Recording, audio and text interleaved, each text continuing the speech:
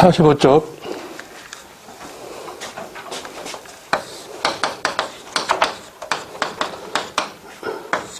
전 시간에 세계 경제사는 선사시대에서 고대까지는 전 세계적으로 부자하는 부의 관심이 사람이나 짐승으로 대표되는 노동력이라고 그랬어. 노동력을 많이 가진 자가 부자다. 노동력이 중요시되는 사회. 그리고 중세사회는 이건 한국사로 따지면 조선전기 근세까지. 역사학계는 근세라는 용어는 원래 없어. 그냥 중세 안에 포함되는 건데 이때는 노동력을 배경으로 부의 관심이 어디로 오냐? 토지로. 그래서 토지 중심의 경제. 땅 많이 가진 사람. 그리고 근대. 지금도 근대야. 현대 하는 말은 사회학자들이 쓰는 말이고 부의 관심이 오늘날 부자 그러면 돈 많이 가진 사람 이러잖아. 자본주의 경제. 세계 경제사야. 국사도 똑같아.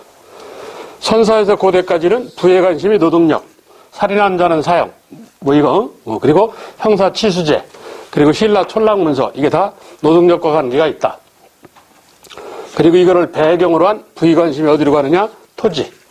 그 다음 화폐로 대표되는 자본. 이렇게 간다고. 근데 이게 이렇게 저절로 가는 게 아니라 여기서 1, 2 올라가고, 여기서 1, 2 올라가고, 이걸 뭐라고 그러냐면 쉬운 말로는 수학 증가인데 경제용어로 생산하는 능력이 늘어난다 해서 생산력의 증대. 이래. 그래서 국사 경제사에서 중요한 게 저 4개야. 경제만 딱 끊으면 노동력, 토지, 자본, 생산력 증대. 좋다고. 아직까지 여기는 지금 고대니까, 그러니까 여기에 해당되는 거지. 노동력 얘기. 예. 그래서 이 단원에서 알아야 할 것이 중요한 기둥, 중요 개념이 3개인데, 그 45쪽을 보시면 삼국의 경제정책 하는 게 있어. 대한민국 땅떨이는 임금님거니까 해서 왕의 영토에서 왕토사상 이러는데 이건 그냥 하는 말이야. 세금 받으려고 하는 얘기지 실제는 아니야. 개인 땅에 존재를 한다고. 그래서 원칙은 토지 국가 소유이나 실제는 개인 소유, 사유를 인정한다. 그래서 그걸 개인 땅에서 민정이라 한다. 이건 세금 받으려고 만든 논리야. 그래서 세금을 받는데 뭘 근거로 어떻게 받겠다는 얘기냐. 고구려라는 나라는 경무법이라고 해서 밥 1항의 개수를 쉬어서 이걸 1항이라고 그러죠.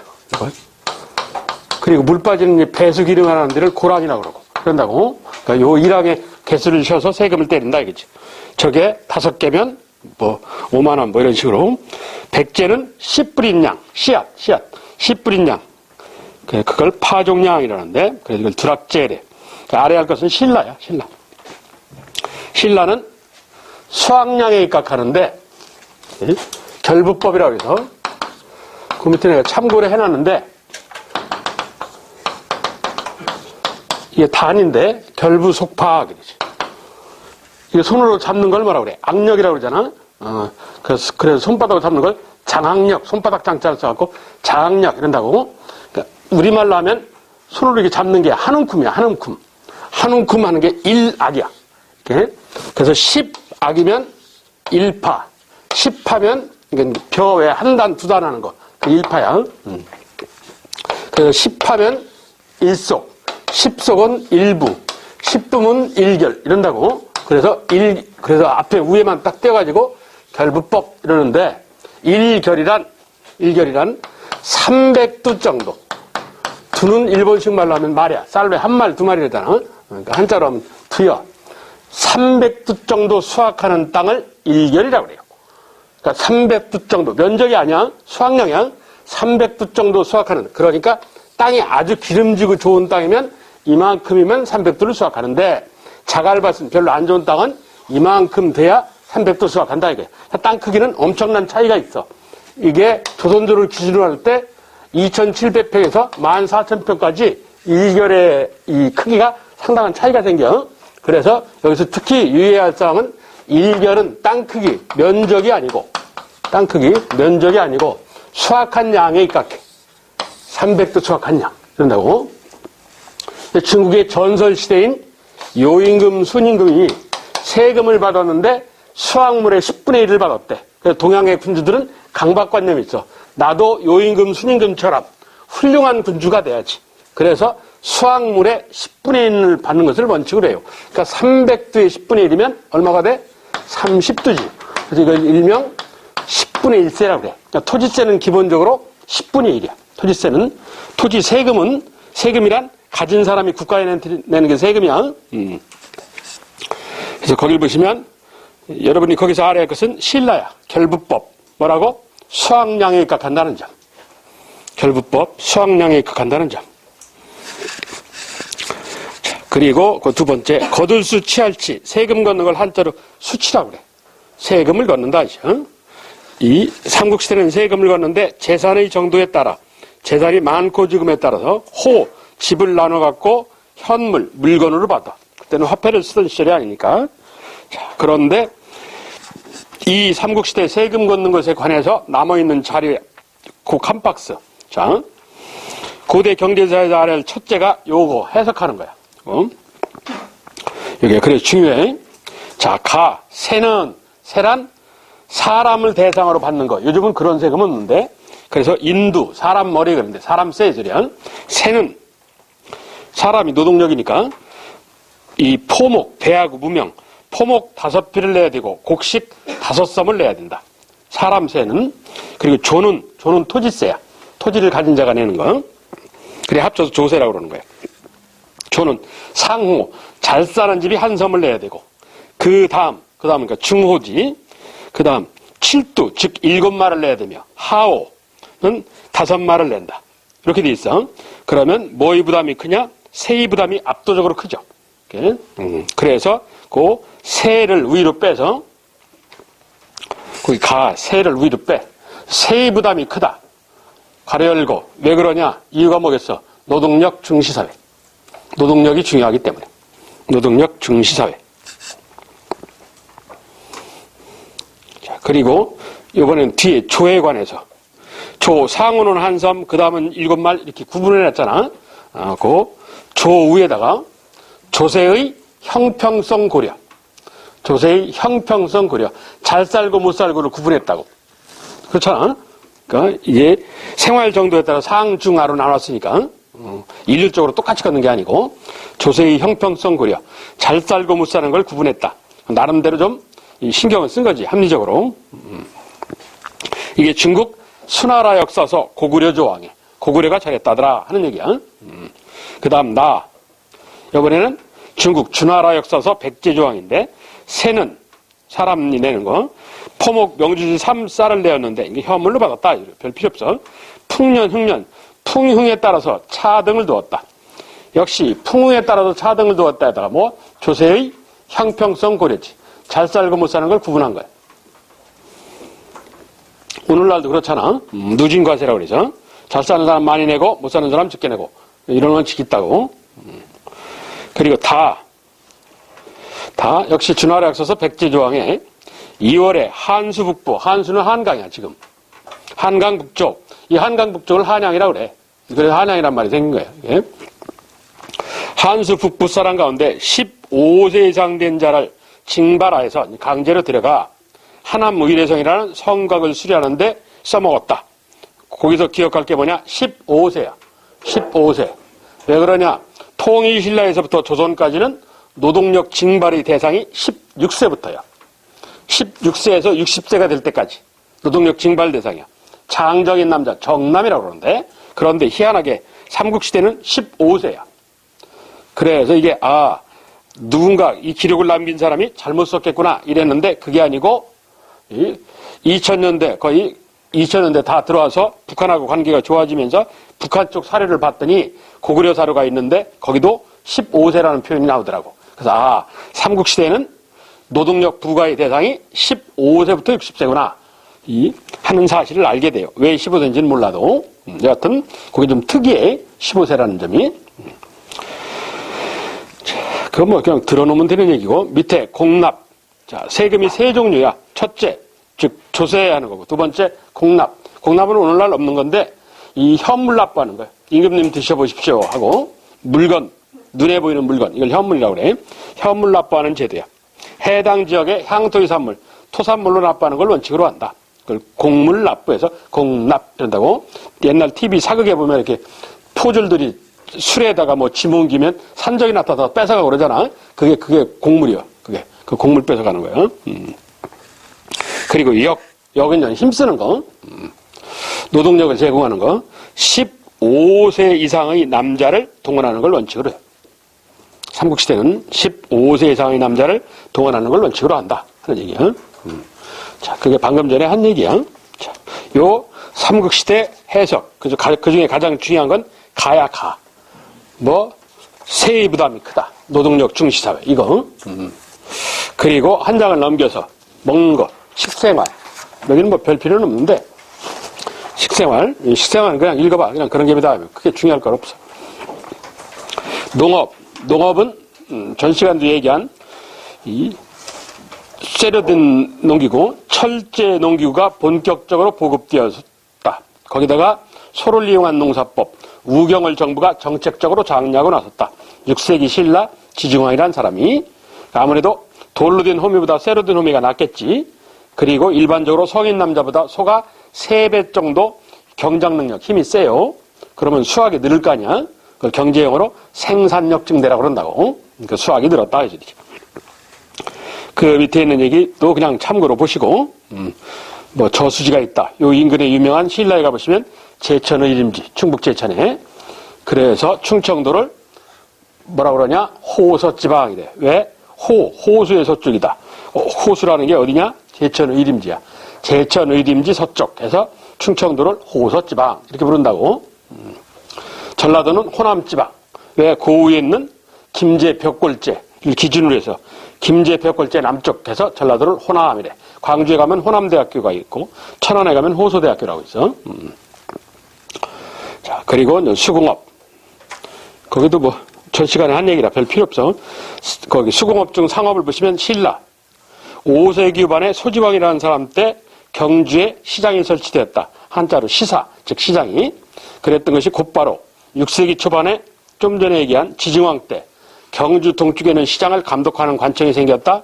그만큼 시장이 활성화됐다는 얘기지. 동시전다고 전 시간에 한 얘기야. 자, 그리고 그 6번째.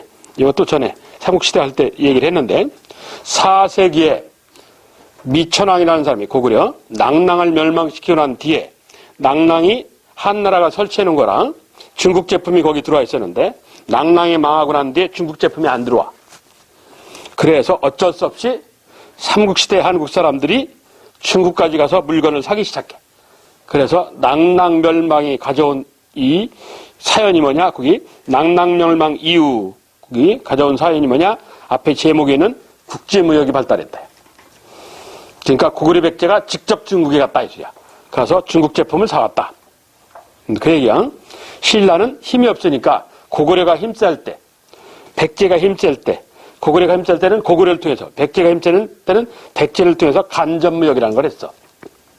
그랬는데 신라도. 자, 그 국제무역에서 중요한 얘기는 거기 1. 신라와 중국과의 무역. 둘째 줄에 보시면 신라가 진흥왕 때 한강을 차지하고 난 뒤, 한강을 장악하고 난 뒤에는 그 한강 쪽에 이 항구, 즉 베드나드는 항구를 만들어서 중국하고 직접 무역을 했어. 그거만 알아놓으면 돼. 자, 뭐라고? 한강 장악 이후, 즉 진흥왕, 거기다가 진흥왕 때 당항성을 통해서 중국과 직접 무역을 하였다는 점. 당항성을 통해서 오늘날 경기도 화성시에 해당하는 데인데 지금 쪼그라들었어. 그리고 이 삼국시대 수출품, 수입품, 그런 갭이다, 이러시고. 무역항 그냥 봐놓고. 자, 그 밑에 삼국시대 귀족의 생활상. 삼국시대 국가로부터 노급, 시급, 노비를 지급받는다. 노급, 시급은 조금 이따 설명할게. 그리고 그 밑에 노급, 시급하고 설명을 해놨는데, 이건 이따가. 밑에 농민의 생활. 농민은 자작, 자기 땅을 자기가 경작하거나 소작, 소작은 남의 땅 경작하는 거. 적게 경작하는 게 아니라 남의 땅 경작하는 걸 소작 혹은 병작 이런다고.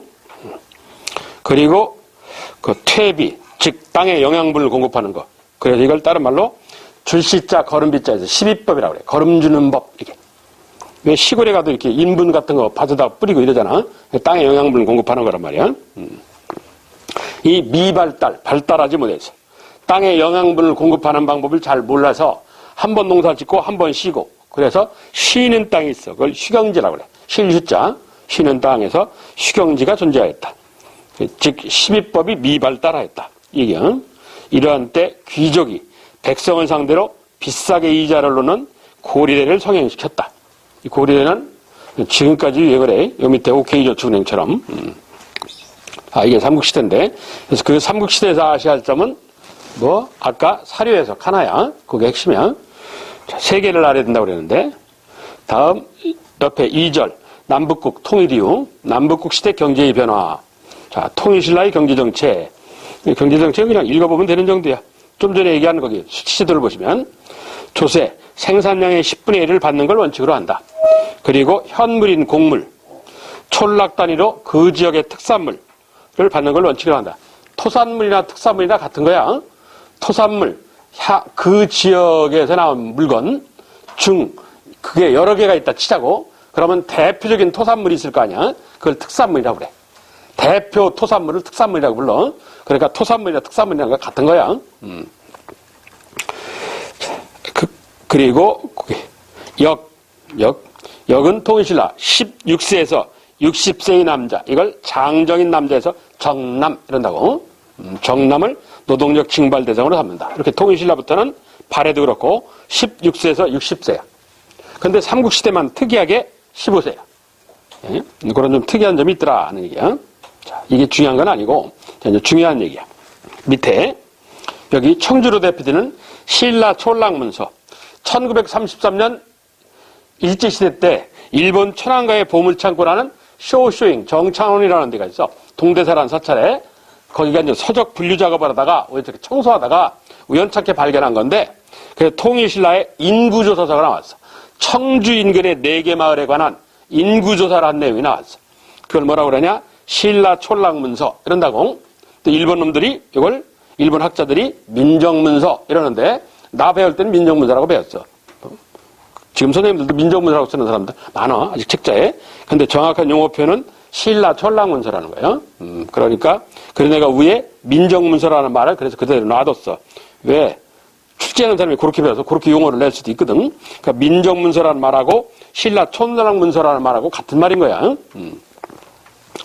그래서 이 신라 촌락문서는 755년경. 755년경이면 이 신라가 삼국통일하고 난 뒤잖아. 그러니까 통일신라 때 인구조사서야. 통일신라 때. 연도 필요 없어. 그냥 통일신라 때 인구조사서다. 이거지. 왜 이런 신라 촌락문서 인구조사를 했냐? 그 집에 노동력이 얼마나 있는지를 알아야 데려다 일시켜 먹으니까. 뭐요? 노동력 확보. 노동력 충시 모습이야. 그리고 또 하나 생산자원을 조사하기 위해서. 생산자원 조사. 이게 국정국사교과서가 쓴 표현인데 이걸 좀 그나마 쉬운 말로 바꾸면 조세기준 마련해. 세금을 부과할. 그러니까 뭐가 얼마나 있는지 세금을 알아야 때릴 거 아니야. 포인트는 노동력이에요. 노동력. 자, 이 신라 촌락문서의 작성자는 지방 세력자인 촌주야. 촌주는 공무원은 아니고 동네 유지야. 국가로부터 부탁을 받아서 이 문서를 작성해줬다고. 근데 그 작성이 3년마다야. 앞으로 3년이라면 무조건 하여튼 뭐가 나오는지 3년 그러면 그 옆에다가 거기 3년에다가 이렇게 써. 자묘유 이렇게. 무슨 소리냐? 동양의 날짜 계산법은 12지. 자축인묘 진사음이 이러잖아. 12진법인데 자는 쥐띠해. 자, 묘는 토끼띠해. 오는 말띠해. 유는 닭띠해. 백성이 무식하니까 딱 고정을 시켜버린 거야. 그래서 올해가 쥐띠니까 올해는 신라 촌락문서 작성하겠네? 이런단 말이야. 고려조선이 3년에 한 번씩 과거를 봐요. 언제 보느냐? 자묘우유에. 올해가 토끼때니까 올해 과거가 있겠네? 이런다고. 그래서 하여튼 3년 그래 무조건 자묘우유야. 그렇게. 그것도 그렇게 써놔. 3년 하는 데가 자미오요하고. 자, 그게 3년의 사연이 그래요. 3년에 한 번씩 이 인구조사를 하겠다 하는 얘기지. 오늘날은 5년에 한 번씩 하는데. 자, 근데 그 조사한 걸 보니까 그 내용, 호구수, 집.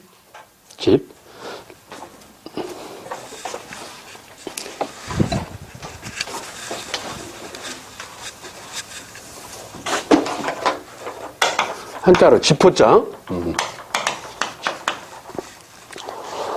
집에다가 등급을 매겼다 이거야. 그러니까 쉽게 가면 집 대문에다가 각 집 대문에다가 등급을 매겼는데 등급의 기준이 뭐냐? 사람의 다는 많을 다 적을 과 해서 많고 적음 이게. 사람이 많고 적음에 따라서 거기서 사람이라는 건 그냥 사람이라는 게 아니고 한자로 인정이라고 그래. 사람인데 노동력을 가진. 즉, 16세에서 60세. 그러니까 인정. 근데 여기 남자, 여자 구분이 없잖아. 그래서 인정에 따라 이러는데. 즉, 인정이란 16세에서 60세의 남녀 구분이 없으니까 남녀. 이게 인정이야. 남자만이면 정남 이러는데. 거기 인정. 뭐 인정 있다 그 인정이 아니고 사람으로 노동력을 가진 자. 그러니까 16세에서 60세의 남녀가 그 집에 몇 명 있는가에 따라서 등급을 부과하는 거야. 예를 들어서 이 집에 인정이 몇 명 있나 하고 봤더니 16세에서 60세 사이에 남녀가 20명 있더라고. 그러니까 집안 식구가 엄청 많은 거지. 예?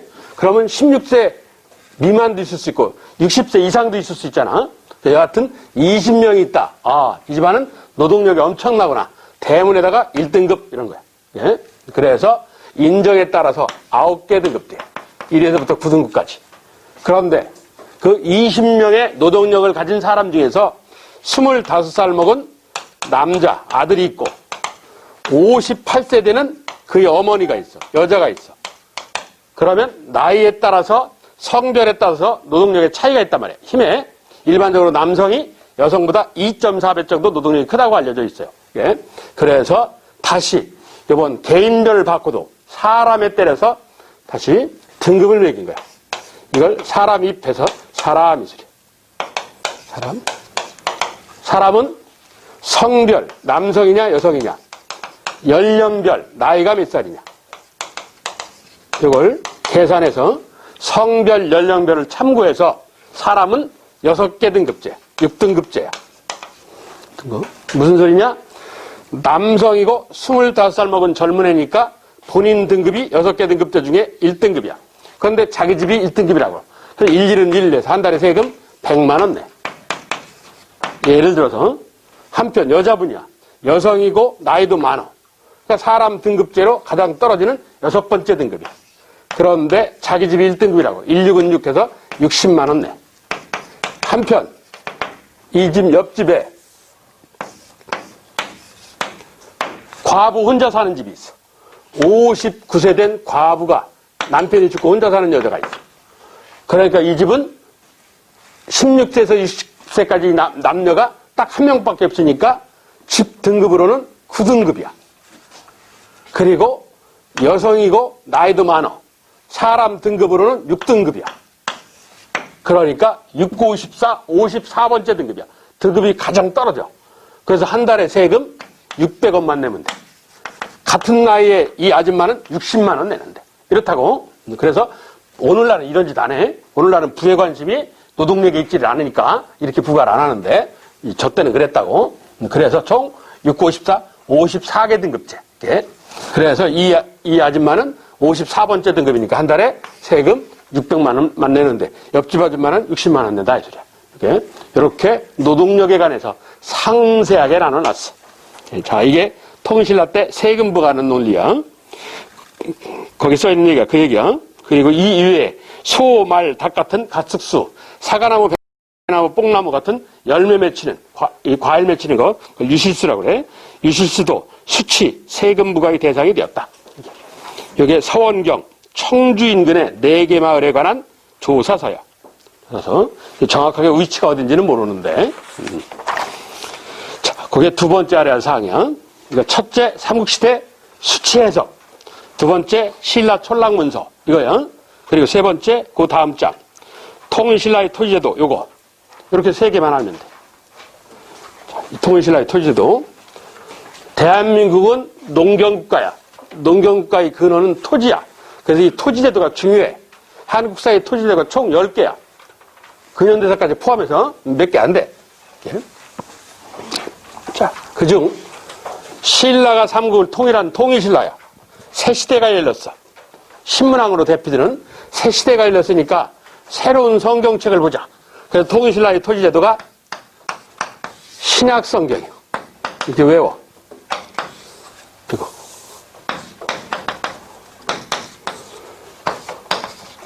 신약성경 이렇게 외워.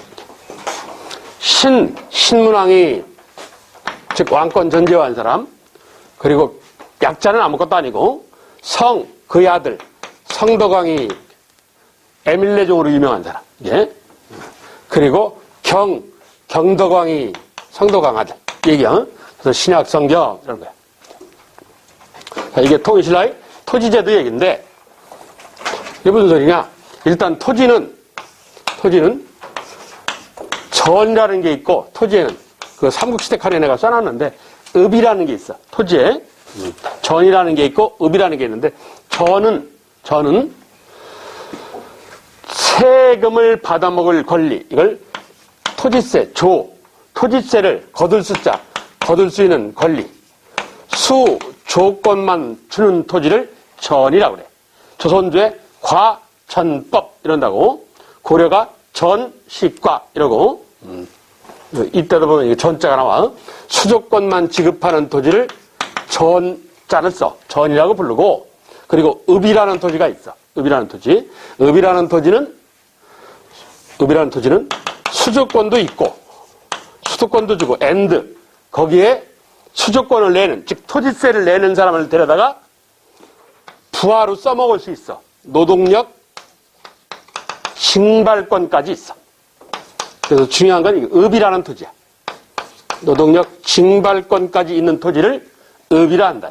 그래서 읍이라는 토지에는 두 종류가 있어요. 노급, 시급 이런 게 있어. 읍이라는 토지에. 자, 아까 그 삼국시대 앞에 장 보면 거기도 있긴 있는데, 앞에 장 보면 노급, 시급하고 해놓은 게 있어.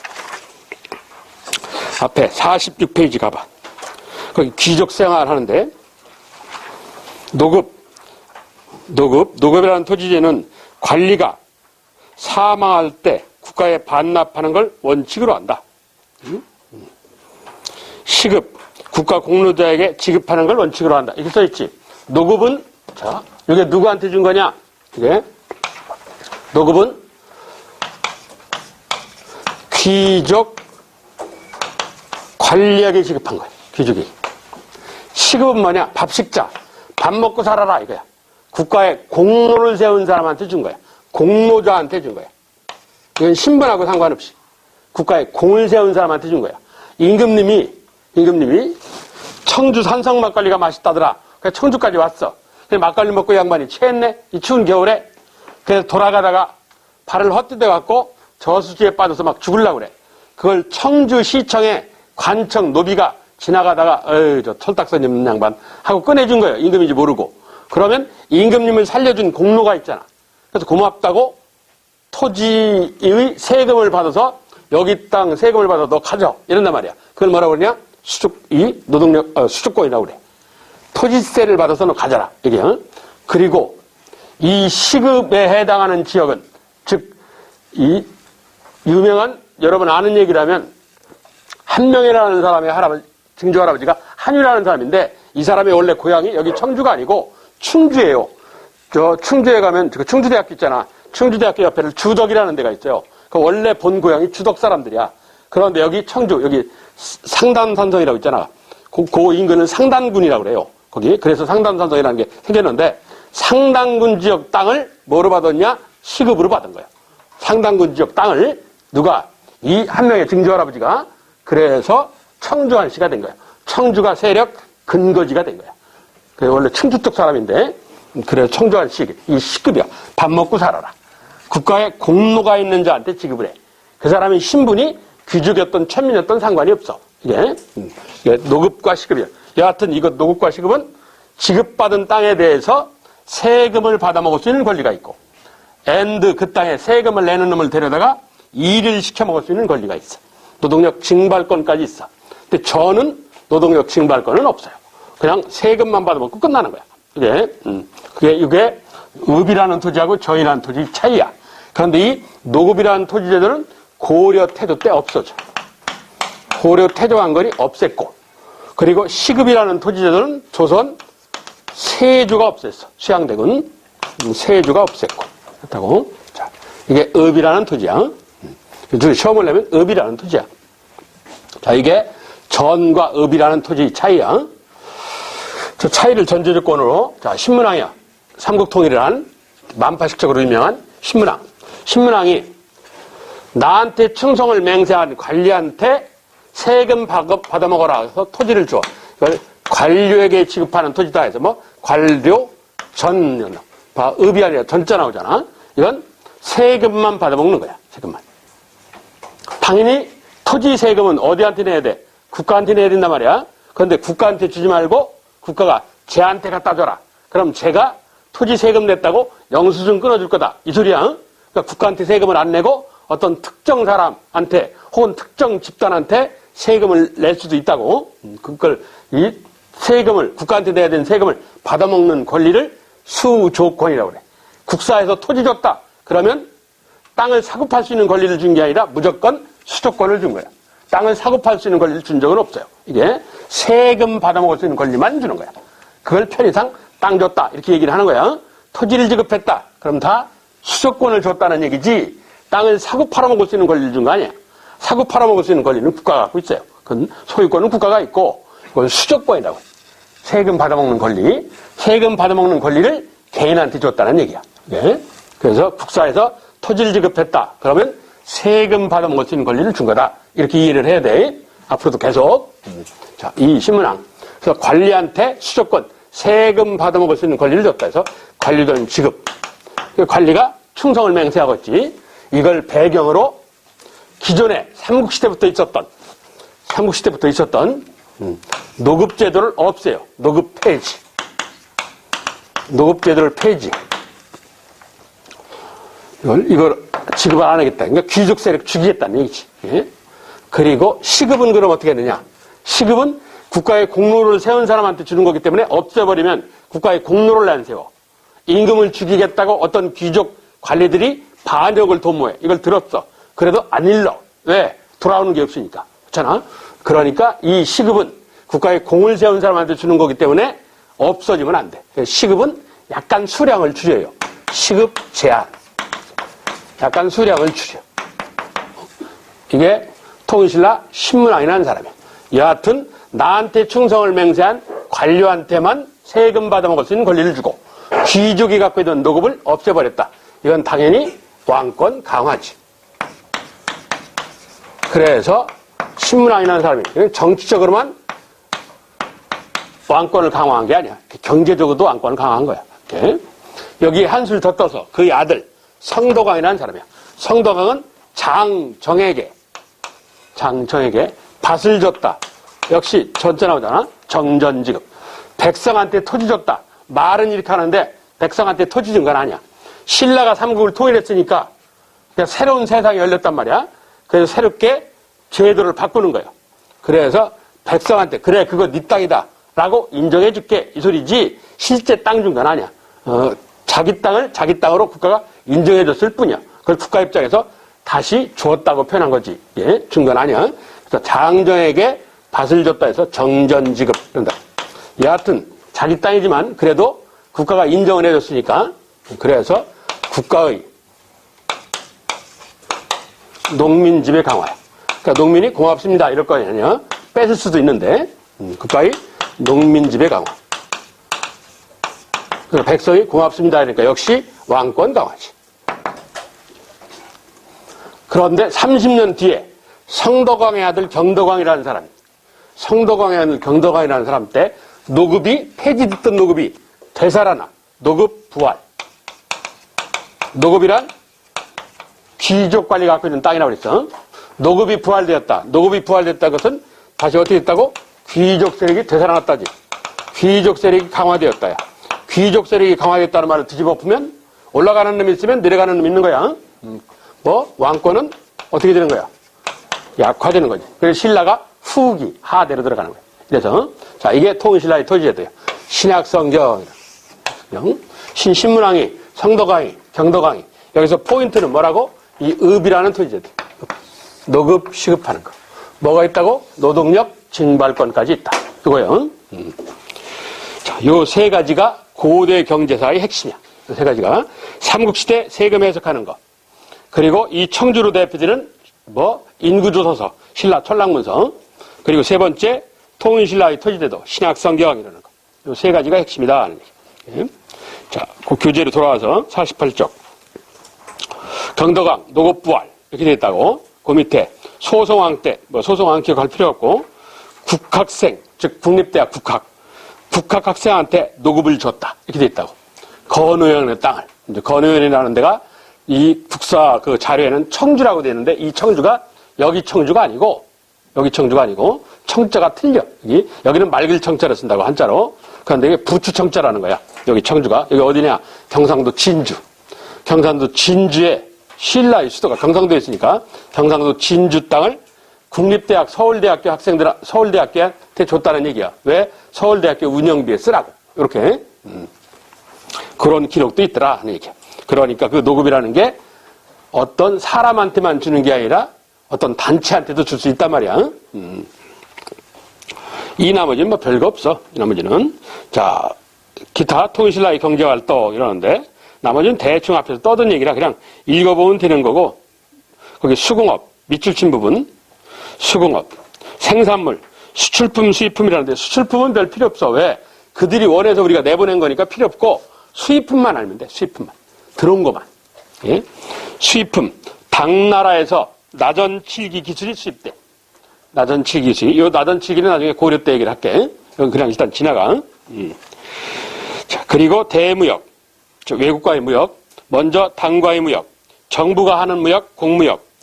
정부의 허락하에 개인이 하는 무역, 사무역. 장복으로 대표되는 사무역이라고 그래. 합법역. 그리고 이 국제무역항. 경주 외곽의 울산항에 이 이슬람 장사소까지 들어들었다. 그래서 울산이 통신라의 국제적인 무역항이야. 본래 이름이 개운포라는 건데 이 국사교과서 쓴 놈이 집중력이 떨어지는 거야. 그게 한 명이 다 쓴 게 아니고 여러 명이 여러 파트를 나눠 쓰다 보니까 이게 당시 지명으로는 개운포 이러는데 요즘 지명으로 쓴 거는 울산항이라고.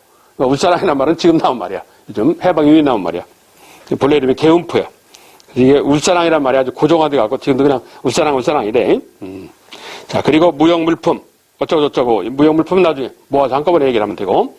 그 밑에 네 번째, 신라방. 신라인의 집단 거주지역. 중국 산둥반도에 코리아타운. 한국인이 집단적으로 몰려있는 지역이 있더라. 그걸 신라방이래. 방이라는 것은 타운, 지점, 이런다고 했어. 신라인의 집단 거주지역. 중국 산둥반도에서부터 중국 양자강 하류까지 코리아타운이 형성되어 있다. 뭐 이 얘기야. 그리고 그 마지막 줄에 보시면 발해관.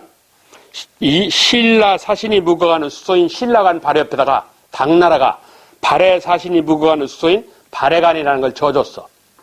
서로 왼수지간을 만들려고, 라이벌을 만들려고. 당나라가 야근 놈들이지. 그리고 오른쪽으로 넘어가서 그 중간에 유명한 장보고의 공신영정 하는 거지.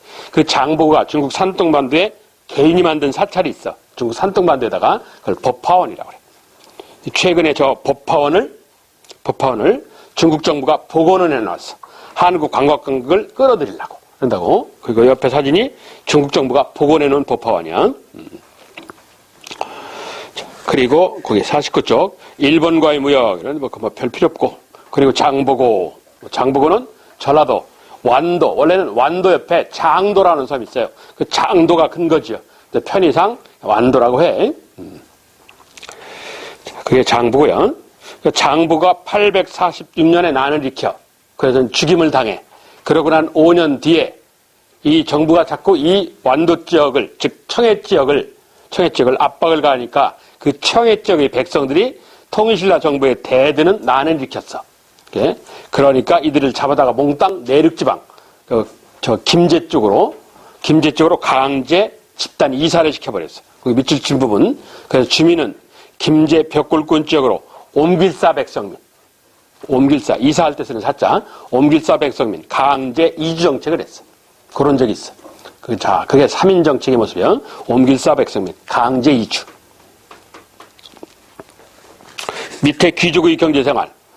지배층은 항상 잘 먹고 잘 살아. 별 필요 없어. 백성 항상 못 먹고 못 살고. 예, 신라든 고려든 조선이란 지배층은 잘 먹고 잘 살고 백성은 못 먹고 못 살고. 이게 항상 답이야. 예? 자, 그리고 한 장을 넘겨서 신라가 삼국을 통일하면서 고구려 백성, 백제 백성, 가야 백성이 망하니까 떠돌아다녀. 그래서 정착촌을 만들어줬어. 신라가 막 삼국을 통일할 때. 그래서 너희 고향같이 생각하고 살아라 해서 그거를 향이라고 불러. 향. 정착촌을. 그런데도 이 신라 정부의 대드는 싸가지 없는 애들이 있어. 걔네들 모아서 집단적으로 또 모여 살게 해. 거기를 뭐라고 그러냐? 부곡이라고 그래. 근데 그 부곡은 땅이 별로 안 좋아. 둘 다 향과 부곡민은 농업에 종사해. 근데 부곡민은 산골마을 개간하라 이런 거 한단 말이에요. 그러니까 좀 힘든 일을 해. 농사짓기는 농사짓는데 좀 힘든 땅 개간 작업은 주로 하는 게 부곡민들이에요. 그게 그 향민, 부곡민. 향과 북은 다 농업에 종사하는 사람들이야. 원래 출현은 신라가 막 삼국을 통일할 때쯤 출현한 거야. 통일할 때쯤 고구려, 백제 이런 멸망한 지역 백성을 중심으로 그게 향소국하는 부국이라는 거야. 자, 그리고 밑에 발해도 딴 거 펼 필요 없고 쭉 따라 세 번째가 봐. 축산. 발해의 특산물에 말이 있어. 솔빈부라는 지역의 특산물이 말이다. 그리고 백두산 특산물이 토끼. 최근 백두산 토끼가 발견된 적이 있어. 인터넷 뒤져봐. 나올 거야 아마. 그 백두산 토끼가 그냥 토끼 한 4배 정도 돼. 거의 늑대 수준이야 토끼가. 그런데 우는 게 토끼 울음이 아니에요. 그 희한해. 그 인터넷 뒤지면 나올 거야 아마. 인터넷 뒤지면. 그 중국 누가 이렇게 촬영한 게 있죠. 최근에. 그게 이제 백두산 이 발해 특산물이야. 그리고 부여에는 사슴. 그리고 마킬부라는 요즘 말로 하면 도는 돼지가 특산물. 그리고 아주 유명한 특산물에 밑에 사진 그림이 있는 담비 있어, 담비. 쪽제비 비슷하게 생긴 거, 담비. 저 담비털. 그래서 당나라, 그리고 일본의 귀족들은 담비털로 된 모포, 그러니까 모포, 겨울 모포, 무수탕 이런 거. 그 모피가 없으면 귀족 대접을 못 받았어. 그만큼 이 발해의 담비털이 아주 귀했어. 그리고 아주 제품이 좋았어. 예? 지금은 저 담비털, 특히 검은 담비는 천암기념물이라 잡으면 처벌받아. 이걸 모피로 만들었다. 그건 제정신이 아니지. 한 4, 5년 전쯤에 이것도 인터넷에 있을 텐데 중국 베이징에 길거리에서 40대 아줌마가 남편을 도란복판에서 개패도 팼어. 인터넷 보면 있어. 그 왜 팼냐? 백화점에서 모피코트 사달라고 하는데 남편이 안 사줬대야. 그렇다고 개패도 팼어요. 그게 동영상에 떠돌아다녀. 있어 보면. 그게 모피코트가 얼마냐? 이게 담비로 만든 건데 황담비로 8천만 원 한대요. 8천만 원. 그거 안 줬다고. 그 인터넷 뒤져봐. 그게 베이징 모피 이렇게 치면 아마 그 동영상 나올 거예요. 예. 그만큼 그 백두산 지역의 이 담비 쪽제비과 동물인데 이 담비털 모피가 아주 유명해. 자, 이게 발해의 대표적인 특산물들이야. 이 말을 왜 꺼내느냐? 사료에 이 비슷한 것들이 나오면 발해를 얘기하는 거라고. 이게 그걸 외우라는 얘기는 아니고 대충 들어놓으면 떠오르잖아. 그래서 얘기를 하는 거야. 자, 이게 고대 경제사야. 이게 고대 경제사의 포인트는 이 세 가지야. 먼저 삼국의 세금 걷는 거, 수치 해석하는 거. 두 번째 신라 촌락문서, 노동력 확보. 그리고 세 번째 신약 성경하는 토지제도. 제가 부의 관심은 이런다고 그랬잖아. 선사에서 고대까지는 노동력이라고 그랬지. 그런데 통일신라를 가보면 신라가 삼국을 하는 통일신라